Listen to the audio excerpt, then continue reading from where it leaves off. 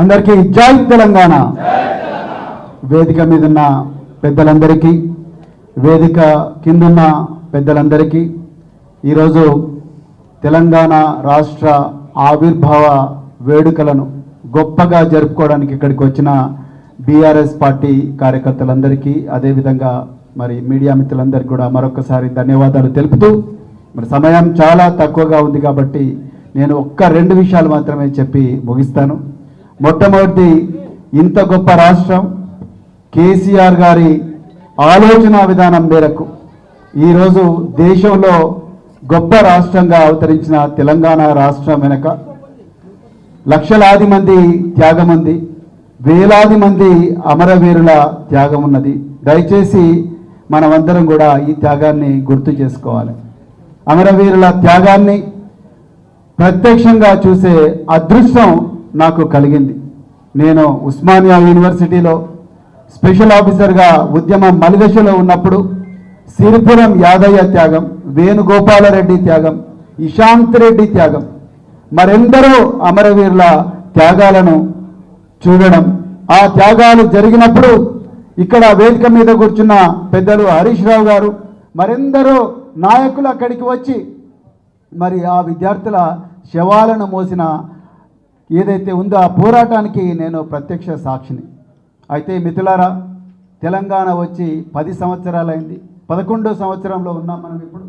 మరి కేసీఆర్ గారు తన ఆలోచన విధానంతో, అద్భుతమైన పరిపాలనా సామర్థ్యంతో ప్రపంచ పటంలోనే తెలంగాణను పెట్టారు. మరి ఈరోజు ఆ అమరవీరులు ఎవరైతే ఉన్నారో ఆ అమరవీరులకు దయచేసి గుర్తు తెచ్చుకోండి.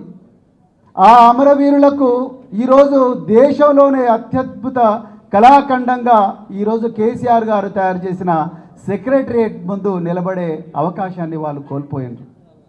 కేసీఆర్ గారు దేశంలోనే గొప్పగా పెట్టిన మెడికల్ కళాశాలలో చదువుకునే అవకాశాన్ని అమరవీరులు కోల్పోయినారు. వాళ్ళ పిల్లలను ఈ గురుకులాల్లో చదివించుకునే అవకాశాన్ని వాళ్ళు కోల్పోయినారు.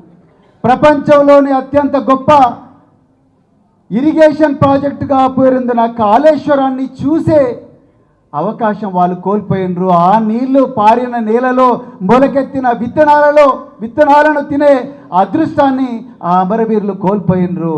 ఆ గొప్ప అదృష్టాన్ని మనందరికి ఇచ్చిందన్న విషయం మనందరం కూడా గుర్తుపెట్టుకోవాలి.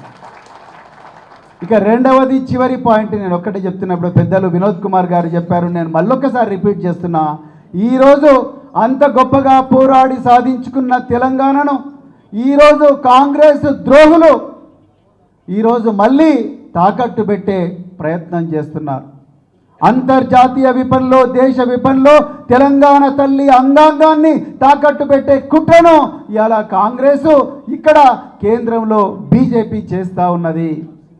దయచేసి గుర్తుపెట్టుకోండి. అది హిమాచల్ ప్రదేశ్లో పవర్ ప్రాజెక్టులో ఇన్వెస్ట్మెంట్ కానీ, లేకపోతే కింద ఆంధ్రప్రదేశ్ బనకచెర్ల మరి గోదావరి నలాలను తీసుకుపోయే బనకచెర్ల కుట్ర కానీ, ఇవన్నీ కుట్రలు. మరి నేటికి నేడు మరి గురుకులాల్లో కేసీఆర్ గారు ఎంతో గొప్పగా ఏర్పాటు చేసిన గురుకులాల్లో విద్యార్థులను మళ్ళీ టాయిలెట్లకే పరిమితం చేసే కుట్ర ఈరోజు తెలంగాణలో జరుగుతూ ఉన్నది.